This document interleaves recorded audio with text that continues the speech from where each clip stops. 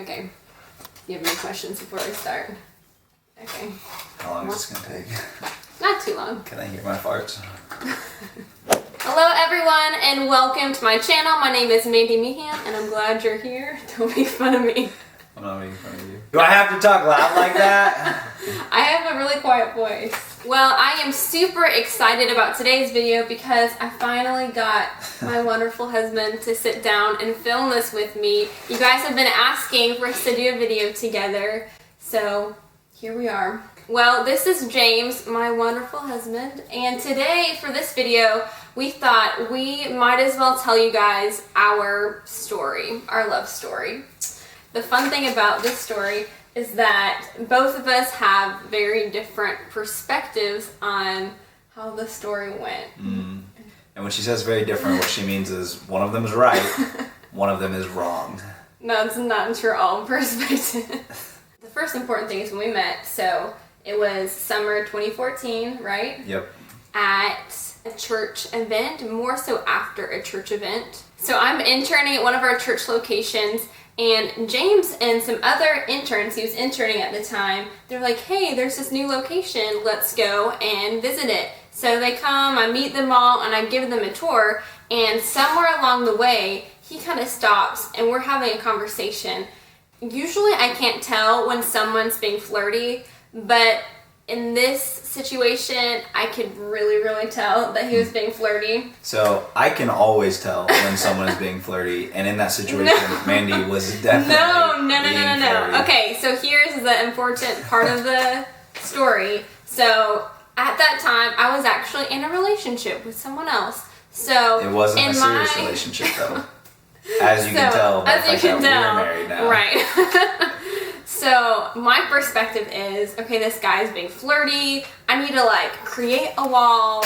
Don't act interested at all. It's just super awkward. I don't know how to respond to that. I'm not gonna be like, oh, I'm in a relationship. Because, you know, he was just like being extra friendly. So I leave that conversation thinking like, well, that was awkward. He was being super flirty and that like did not go well.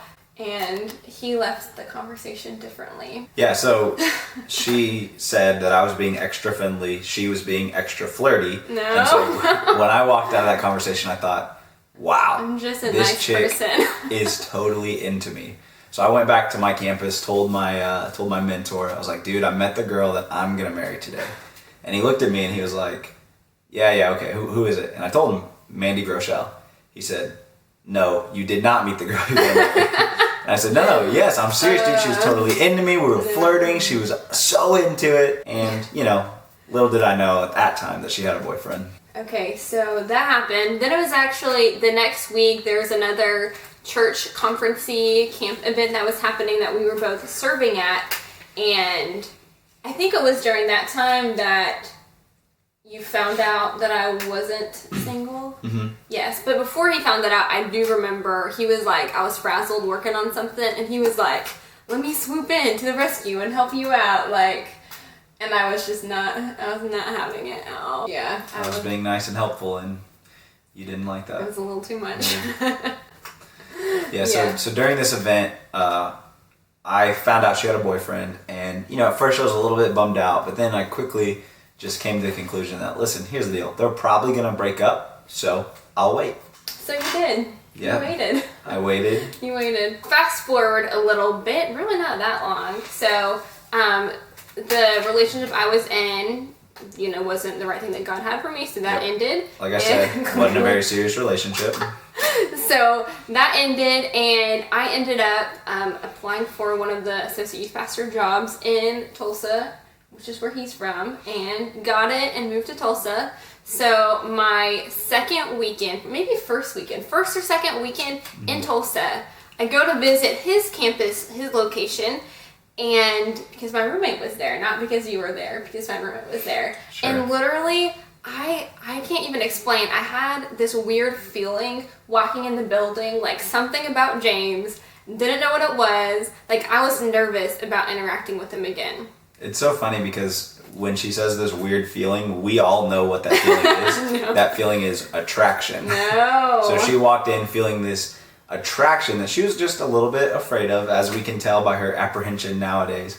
But I started talking to her, and we had a pretty good conversation. And so I asked her for her phone number, which she gave to me. Come on. This is how he asked me for his phone number. I said, he says, "Can I have your number?" This is the transition. Like, oh man, I just have so much to learn from you about this ministry and that. Like, can I have your number? I mean, I guess you can get it in the staff app, the staff directory. But and what did you do? I gave you my number. We were both on staff. Yeah. And I don't know how to say no to that. We were both on staff. But and then there was that thing that you are having so much trouble describing. What was the word? Attraction. We're both on staff. No. And there was attraction. So a little while before that, my roommate, we were just talking about whatever, and she's like, have you ever thought about James? What about James? He could be perfect for you. And I was just like, no. I had a bad interaction with him before. Literally, he's an ESTJ. We're totally different personalities. I'm an ENFJ. That would not work. So I go home, and I get a text that says, hey, let's grab lunch sometime. How do you feel about Chipotle? So I just was so smooth, like so straightforward. Guys, take notes. No. Yes. Do you want them to not be straightforward? Yeah, be straightforward for sure. But take notes on what's about to happen. So I read that and I kind of flip out and just think like, I probably spent a couple hours trying to figure out how do I tell him no? Like, how do I respond to this? First, I mean, I do love Chipotle, but I was not wanting to date. I was not wanting to date him. And also at that point, I did kind of just decide I didn't want to go out one-on-one with a guy. So that's what I told him. I just responded and said, I've chosen not to hang out one-on-one with guys right now, but in the future I can in a group setting. I've tried, I didn't want to give him hope, but apparently that still gave him hope, so. Yeah, so the text message I got read something along the lines of, hey, I don't hang out with guys in a one-on-one setting, but we can get to know each other in groups going forward. Or in the future, whatever the exact words are. We can figure out that we're not right for each other. Yeah, that may have been what you were thinking, but that's not what was communicated. And that's not what ended up happening. So I think this is another great example of this internal battle you were facing of, oh, I don't want to date, but I'm so attracted to him. What do I do? No. Just to make this clear, I was not interested at all. You're wiggling the camera. Yeah. Even my mom, I told her about it, and she's like, you should really give him a chance. And I was like, no, Mom, it's not going to work. So fast forward a little bit. I'm talking to someone, and they tell me that there are rumors going around that we're dating. We are definitely not dating. We hadn't talked. We hadn't seen each other. We weren't even really friends. So I was irritated by that. I was very irritated. And I'm like, who are saying these things? This is not true at all. Something needs to be done about this. So I go to one of our bosses that we both report to, and I was just like, I don't know what to do. People think we're dating. And he's like, don't worry, I'll handle it. At our youth ministry that night, James was doing all the stage time. He was leading people to Jesus. And our boss, who's over the youth ministry, he goes to James to give him feedback. So what he said to me was, he said, hey, don't pursue Mandy. And I said, all right, great. And at this point, we skipped a little bit. At this point, I had already decided that, you know what, I'm not sure if I'm going to pursue her because of that vague text message that she sent me. I wasn't sure if I was getting shut down or not because, again, it wasn't super clear. And from where I was sitting, after, how flirtatious she was in the past. I couldn't tell what it was. So I just decided, you know what, I'm going to back off. I'm not going to pursue her. And then our boss comes and he says that to me. And I was like, okay, this is just confirmation that right now is not the time. So I'm just going to back off. Okay, so then I would hang out with my friend Taylor, and Taylor's like, so I told Taylor about kind of what was happening. She's like, oh my gosh, this would be great. You're perfect for each other. This is the right thing. And I'm like, Taylor, no, we would not work. We're so different. I don't know why I was just so convinced we would never be a good fit for each other. And she goes to James and tells him, Mandy and I were talking about you. Mandy is interested in you. Mandy was asking questions. You need to do something. You need to set up some kind of hangout, aka double date, which she tried to set up and I kept saying no to. But, so yeah, she goes to him. Yep. So he's like, response. So I hear this and I'm just like, oh, it all makes sense. So I go to my boss at the time and I just told him, I'm like, hey, Mandy's interested in me. How do I handle this? And so what he tells me to do is he says, oh, okay, well then you need to call her dad. And I'm like, oh, that's weird. And then, so he was my boss, that was my campus pastor. Then my associate campus pastor gets looped in on the conversation somehow. And he's like, oh yeah, you need to call her dad, like right now. If there's anything that's gonna happen from this, you need to call her dad. And then my mentor gets looped in on the conversation. So I have my campus pastor, my associate campus pastor, and my mentor all telling me right then that I need to call her dad because she's interested in me. And I'm like, all right, well, this seems super illogical, but okay. And then my mentor, he looks at me and he's like, dude, like, is she worth it? And I'm like, well, I mean, if we get married, then yeah. And he's like, then you gotta call her dad. So I went, like a couple days later, I'd been putting it off because it just didn't feel right. And I call up her dad's assistant, leave a voicemail saying something dumb probably. So I get a text message from my roommate, because my roommate worked with him, and she literally texted me, code red, James is calling your dad. So I start panicking. Like, I was freaking out. I called someone over and I said, I don't know what to do. He's calling my dad. We're not even friends. Like, I friend zoned him. Like, I hardly know this kid.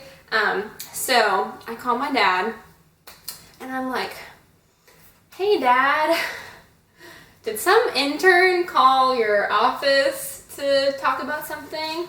And he's like, no, I don't think so. I'm not sure. And he goes, hey, Lori, his assistant at the time, did someone call the office, some intern? And she's like, oh yeah, James called. And I'm just like, facepalm. Like, what in the world? I don't know. And my dad's like, okay, what do you want me to do? And I had no idea what I wanted him to do. I'm like, we're not, like, I hardly know this kid. I don't want to, he knows, like, group settings. I don't know what he's even going to ask. Like, I guess you can find out. But yes, I was very concerned. It's very confusing. He texted me that night and apologized.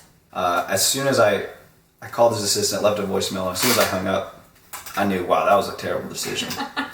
And so that night after Switch, our student ministry, I sent Mandy a text and said a lot of things, but basically the gist of it was, hey, I apologize for making you uncomfortable at all with what happened today.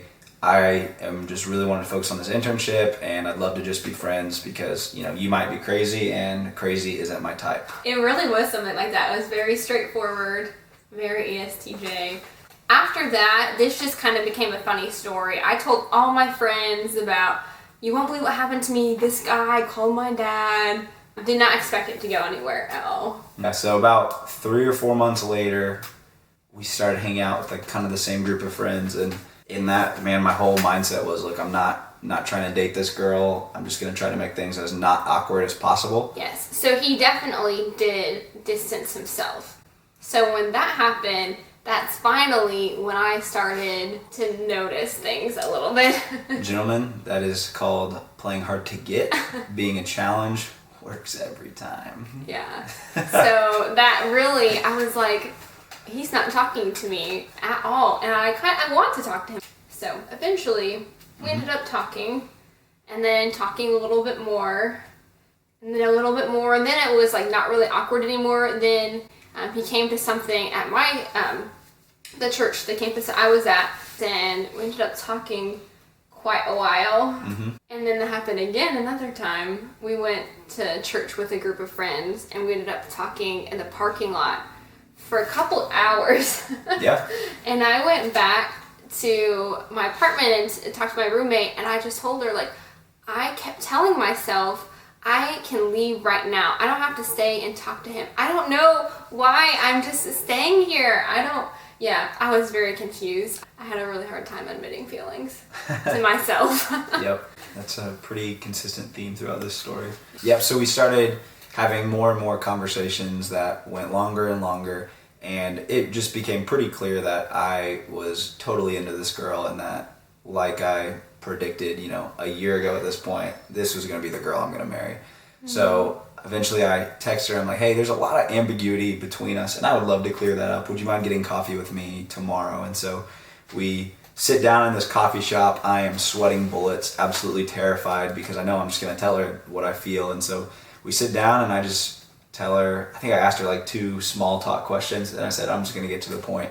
I'm really interested in you and I want to date you. Let's talk about that. So going into this coffee meeting, I did not know what I wanted. Things were confusing. I knew I liked him, but just for whatever reason, I just didn't want to pursue a relationship if I didn't feel a peace about it, I guess. So yeah, he tells me, I'm interested in you. I just asked him a lot of questions, and he told me a lot of his perspective about everything that went down, calling my dad, and then even talked about the things that he's looking for in his future wife, and really kind of told me how I like met some of those things. So I'm just bright red the whole time and didn't even know how to respond.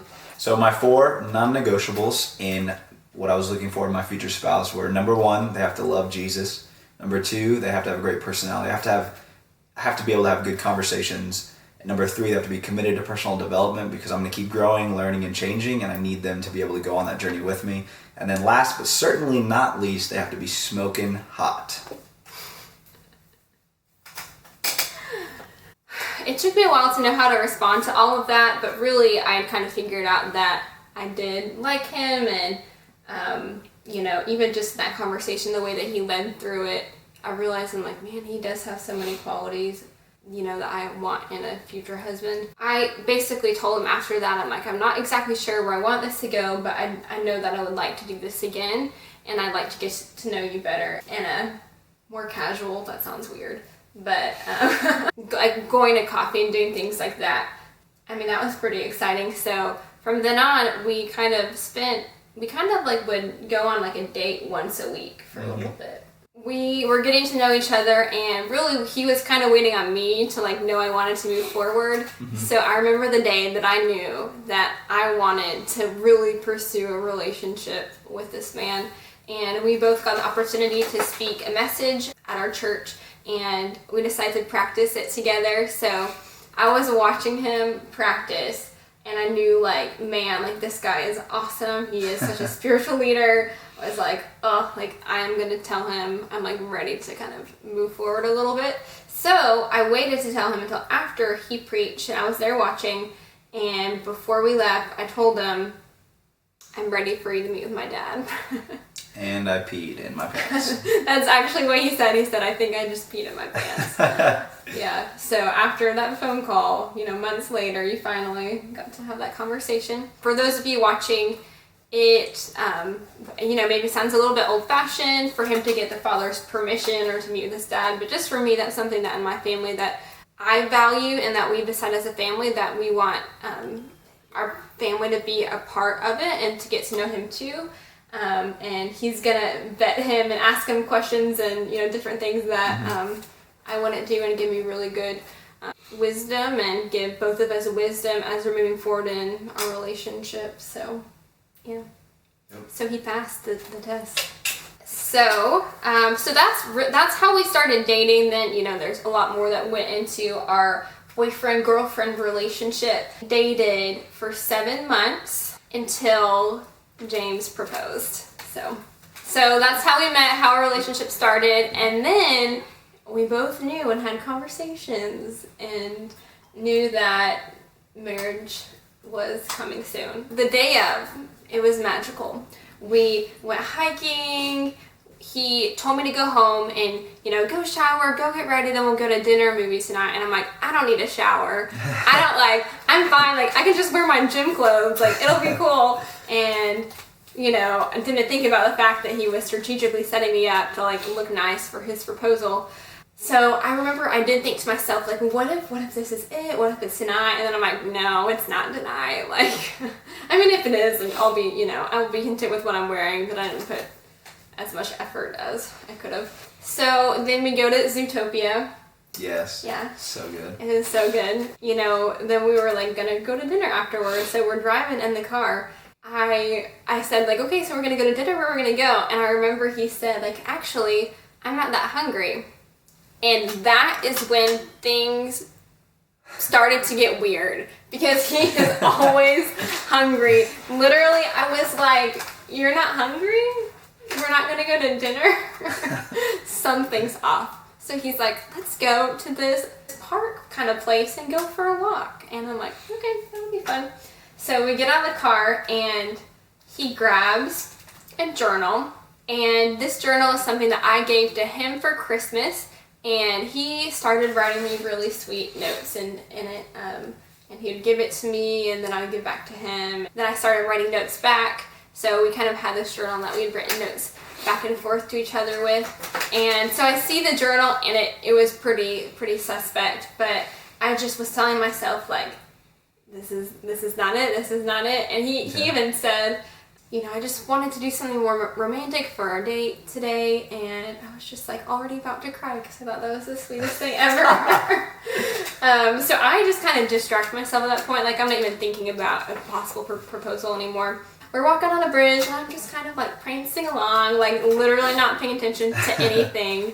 And then he kind of grabs me, and we were standing at this beautiful place on the bridge, and he grabs the journal and said, I just, you know, thought it'd be nice to read through some of the notes we write each other. And so he's just going through, and then he said, here's the note that, the last note that I wrote for you, and just started to read it for me. And you guys, it was so precious. Like, if only you could hear, but you're not gonna read it because it was, it's for us. Yeah, I didn't write it for them. Yeah, and at the very bottom, I'll insert a picture of kind of what it looks like.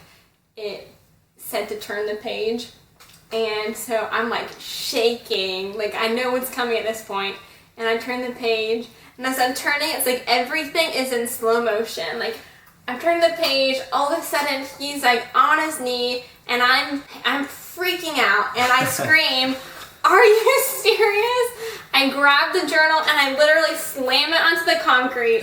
So I don't even remember this, but there's pictures of it. I spin around, fall to the ground, and come back up, and he's just on the ground like waiting for me to say, stand up. You know, I think I just said absolutely, like yes. Well, because I'm like, so what is it? Because I'm just sitting on my knee while she's... I think it's pretty obvious. Yeah. Yeah, I'm glad that you thought it was obvious. Yeah. All I saw was you throw the journal onto the concrete and spin around. I remember you were on your knee, and I heard it click, and I turned my head and saw the photographer, and that's when I flipped out. It was like, you put thought into this. This is real. We're gonna get married. So I'm crying. The photographer's taking pictures, and I'm all like puffy and like, and like all the pictures.